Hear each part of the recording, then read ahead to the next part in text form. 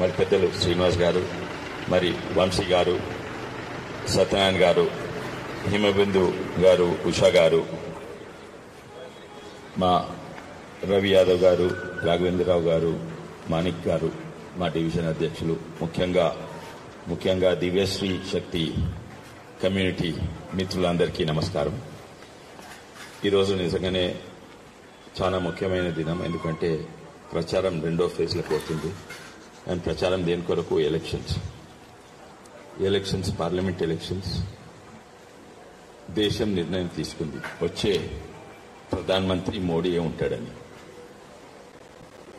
ఇది కేవలం BJP supporters, Modi supporters కాదు, అందరు కూడా దేశవ్యాప్తంగా నిర్ణయం తీసుకుంది. దేశం ఒక దిక్కు పోలరైజ్ అవుతుంది, ఎప్పుడు లేనట్టు పోలరైజ్ అవుతుంది. అది తప్పేవాడిదో ఒప్పేవాడిదో తర్వాత మాట్లాడదాం. మేము వాళ్ళు పోలరైజ్ చేస్తామనుకుంటున్నారు, వాళ్ళేమో మేము పోలరైజ్ చేస్తున్నాం అనుకుంటున్నాము. కానీ దేశం పోలరైజ్ అవుతున్నది. ఈ సమయంలో ఈ ఎలక్షన్స్ ముఖ్యము. అండ్ అది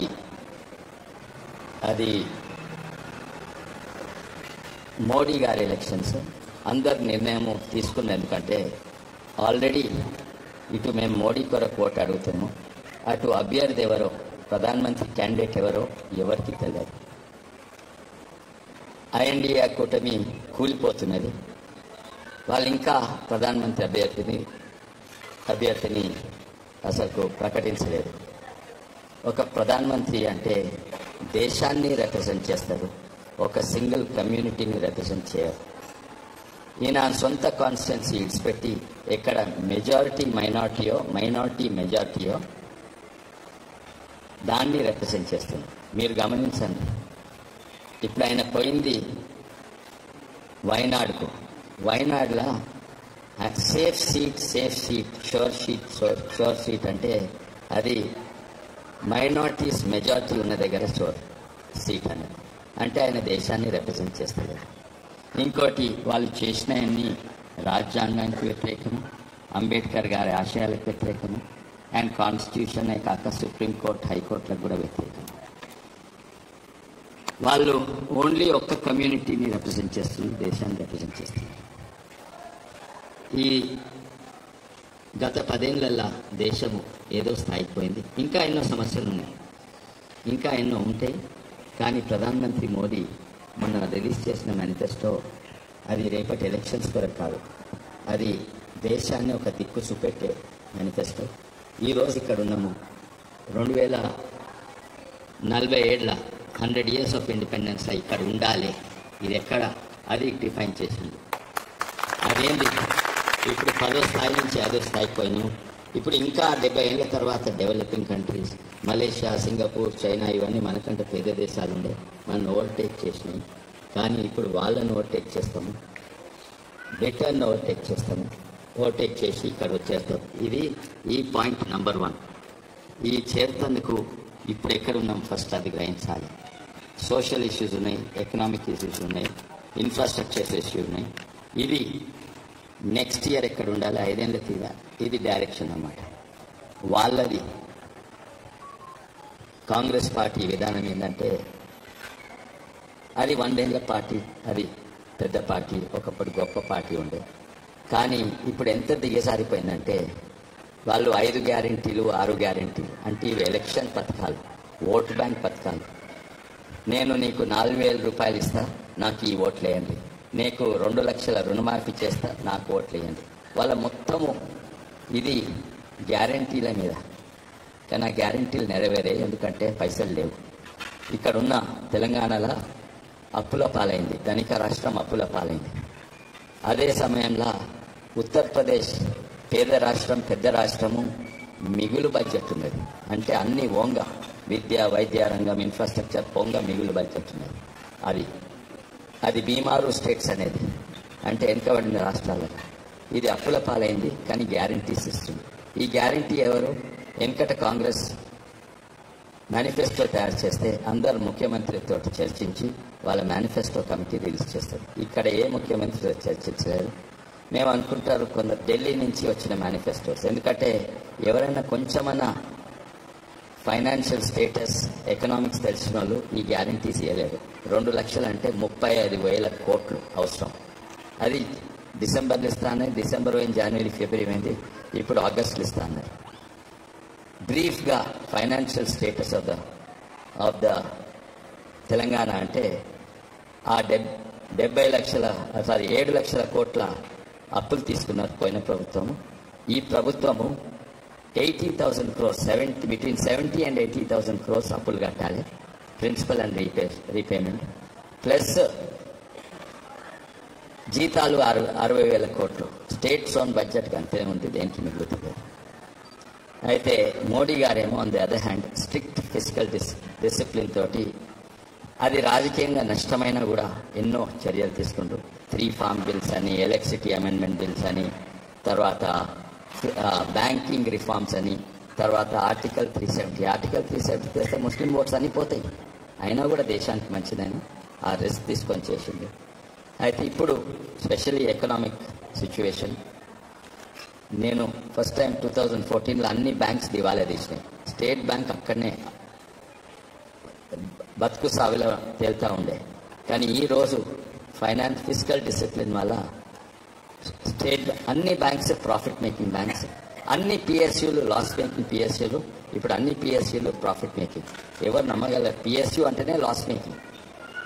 ఇప్పుడు ఓఎన్జీసీ అయినా, ఆయిల్ ఇండియా అయినా, లేకుంటే మా పక్కకున్న బిహెచ్ఏఎల్ అయినా, నేను ఇండస్ట్రీ కమిటీలో ఉంటుంది, ప్రతి ఒక్కటి లాస్ మేకింగ్.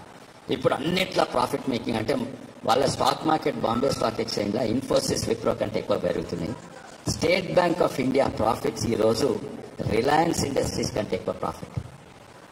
అండ్ ఈయన విధానం వేరే. ఈయన విధానము అంత్యోదయ అంటే కింది నుంచి కిందోళ్ళని లేస్తే మొత్తం మీదోళ్ళు కూడా లేస్తారు. అయితే వేరే కాంగ్రెస్ పార్టీ విధానం చెప్తందుకు మేము సోషలిస్ట్, కానీ వాళ్ళు ఫుల్లీ క్యాపిటలిస్ట్ ఉండే.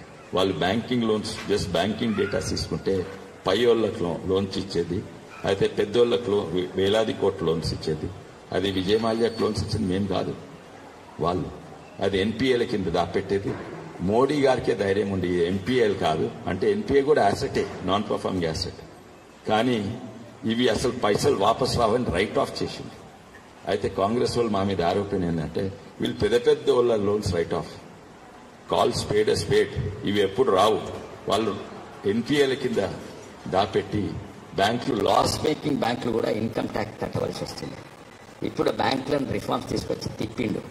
నేను నీ లోన్ మాఫీ చేస్తే నీ క్రైమ్ను మాఫీ చేయను, 2 సపరేట్. ఎందుకంటే నీ లోన్ మాఫీ చేస్తే నీ క్రైమ్ను కూడా మాఫీ చేసినట్టు. అది చేసి ఈరోజు బ్యాంక్స్ అన్ని ప్రాఫిటబుల్ ఉన్నాయి. కానీ బ్యాంక్స్ ఎప్పుడు లేనట్టు చిన్న ముద్రా లోన్స్ కానీ 20,000 నుంచి 20 lakh లోన్స్ అన్నిట్లు ఎక్కువైనాయి, ఈ లోన్స్ తక్కువైనాయి. ఇవి దాదాపు 2000% పెరిగినాయి ఏవి కింద లోన్స్. అయితే వీళ్ళ బ్యాంక్ అంత్యోదయ థియరీ ఇప్పుడు అందరు మోడర్న్ ఎకనామిక్స్ కూడా అదే చూస్తున్నారు. ఏంటంటే ధనవంతుల పాత థియరీ అంటే, ధనవంతులకు ఇండస్ట్రియల్స్కు పెద్ద లోన్స్ ఇస్తే తక్కువ ఇంట్రెస్ట్లా వాళ్ళు ఫ్యాక్టరీలు కడతారు, ఫ్యాక్టరీలు కడితే ఎంప్లాయ్మెంట్ జనరేట్ అవుతుంది. శాలరీస్ వల్ల middle class, lower middle class పేదోళ్లకు జీతాల వల్ల వాళ్ళు కూడా మీదికి లేస్తారు. అంటే మీదికి లేస్తే కిందోళ్ళను లేస్తారు. కానీ అంత్యోదయ థియరీ ఇప్పుడు అందరు వరల్డ్ ఎకానమిక్స్ అదే చెప్తుంది. పేదోనికి ఓ తులం బంగారం ఇచ్చినా, 1,00,000 రూపాయలు తులం బంగారం ఇస్తే అది అమ్ముకుంటాడు. అమ్ముకొని పిల్లలకు మంచి తిండి పెడతారు. ఫస్ట్ టైం పిల్లలకు మ్యాగీ నూడిల్స్ తినిపిస్తాడు. తర్వాత కొత్త బట్టలు కొంటాడు. పేదోడు కొత్త బట్టలు కొంటే ఆ దుకాణదారుకు లాభం అవుతుంది. ఆ దుకాణదారు ఆ బట్టలు కొనే ఫ్యాక్టరీ అది లాభపడుతుంది. ఆ బట్టలు చేసే పెద్ద మిల్స్ అది లాభపడుతుంది. ఆఖరికి ఆ పత్తి పండించే రైతుకు లాభమవుతుంది.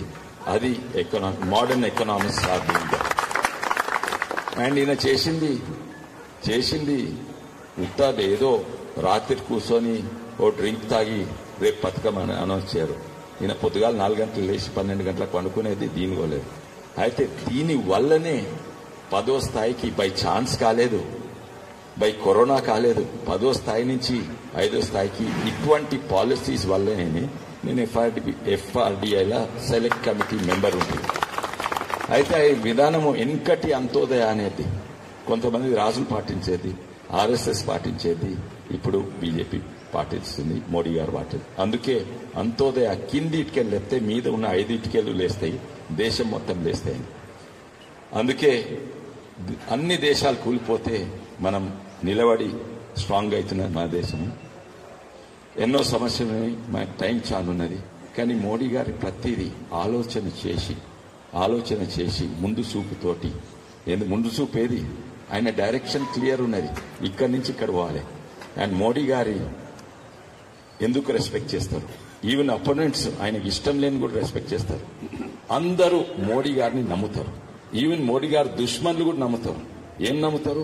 మోడీ గారి దారి ఇదే, దీన్ని తప్పడు, నాకు ఈ దారి ఇష్టమైతే ఆయన సపోర్టర్, నాకు ఈ దారి ఇష్టం కాకుంటే నేను ఆయనకు అగేన్స్ట్. కానీ even his worst enemy can predict Modi, can trust Modi దారి ఇదే అని. అందుకే ఈరోజు greatest asset of Modi is trust. Greatest asset of Modi is we know రేపు ఏం చేయబోతుందో, ఈ దారి తప్పదు. నెవర్ బిఫోర్ మన పార్టీ సిద్ధాంతం జాతీయవాదం, హిందుత్వ అంటే హిందూ మతం అనుకుంటారు. మేం మతతత్వ పార్టీ కాదు.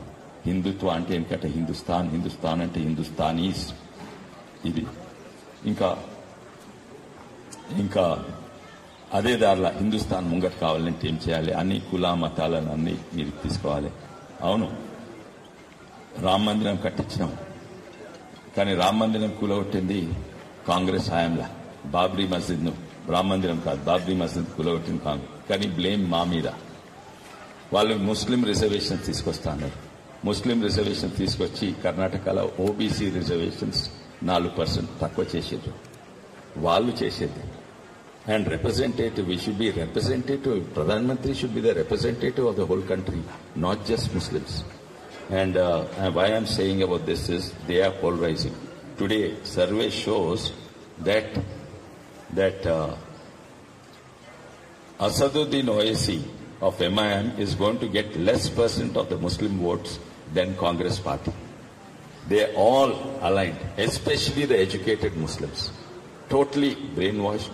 In fact, పెద్ద మనుషులు, మహిళలు తక్కువగానే educated Muslims, especially youth, are totally polarized. This is the doing of Congress party. ఎన్నో వ్యతిరేకంగా ఇంకా Congress party Muslim reservation high court కొట్టేసింది, సుప్రీంకోర్టు కొట్టేయబోతుంది. You can, and it's also against Muslims. Muslim reservation is against Muslims because Hindus reservation వస్తే ఎవరికి, చదువుకున్న వాళ్ళకు, rich people will use all the reservations. కానీ కర్ణాటకలో ముస్లిం రిజర్వేషన్స్ కొన్ని రాష్ట్రాలు ఎట్లుందంటే Muslim reservations will use only by the elite Muslims, those who want it doesn't. Of course ఇక్కడ ముస్లిమ్స్ అని క్లాసిఫై చేసి కొన్ని రాష్ట్రాలలో. అదే కాక ఎన్నో ముస్లిమ్స్ వ్యతిరేకంగా సిఏఏ అంటారు. CAA was first bat by Congress party in July 1948 and that is totally against Indian Muslims. It allowed citizenship for those minorities in Pakistan to come here and take citizenship to India. But it also, without mentioning the name Muslims, it told those who went from India to Pakistan and wanting to come back, they are not allowed. They will not get citizenship. Who are those people who went from India to Pakistan? Indian Muslims. So it is dead against Indian Muslims. That is CA bought by then Congress government. 2001 they supported CA. Memu small amendment em chesinamante, we call spade a spade. Those who went from here to they are Muslims. They cannot come back. We call them Muslims. Then we are called Mata Tattva Party. We want uniform civil code. No other country has different laws for different religions. That is anti-secular. We are secular. Every religion, if he is a Hindustani, he is a Hindustani. We should have the same law. So, lot to talk about. Thank you for the opportunity.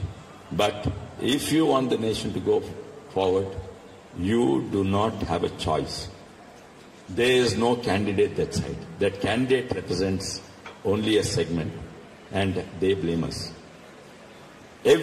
Not a single policy or pathakam or fund of Modi ji is targeted to one religion. And I'll just give you an example, just some statistics. Pradhan Mantri Awas Yojana, that is housing for the poor. 31% of the Muslims utilize that. Less than in percentage, less than Hindus utilize it. Mudra loans, the banks are wealthy. And who are we giving? Antodaya, the bottom man. 36% of the Muslims utilize, whether they want to put up a welding shop or whether they want to put a haircutting salon or whatever, milk business, mutton business, whatever. They are getting 36%, much more than the Hindus are getting. Not a single policy of Modi discriminates religion by religion, but we are called. They cut off that. So many years, Hajj ku pote mana tax money can be used. Jerusalem ko foreign pilgrims ko foreign base of pilgrimage hote. But if poor Hindu wants to go to Yadagiri Gutta or Tirupati or Ayodhya, he cannot. Who is the Matatattva party? Who is the religion polarizing party? And that is why they called us British British Janata Party. What did he call? British? British to Janata antara. We have every right to call them Islamic National Party. Right? So if you want to forget about religion, if you want development and policies in the right direction. The better word is Indian Muslim Congress. And they go in the, if you want the country to develop, you don't have a choice. Please, the demographic of Sherlingampalli changed. I've been working with Bikharpati Yadav Garu. Even in last 5 years it changed. Last 5 years was a tilting point. Before the Samhita was, if you win the bastis of Sherlingampalli, you win. And you know how to win the basti of Sherlingampalli. What technology and mechanisms are used. But today the demographics, if you win the gated communities of Sherlingampalli, you will win. The only problem is, when I stood for MP, although I won that time first time, the gated communities were less and the voting percentage is less. Even when Ravi stood, it increased marginally, but just about 30%. We request gated community votes to double from 30% to 60%. And Sherlingampalli goes one way.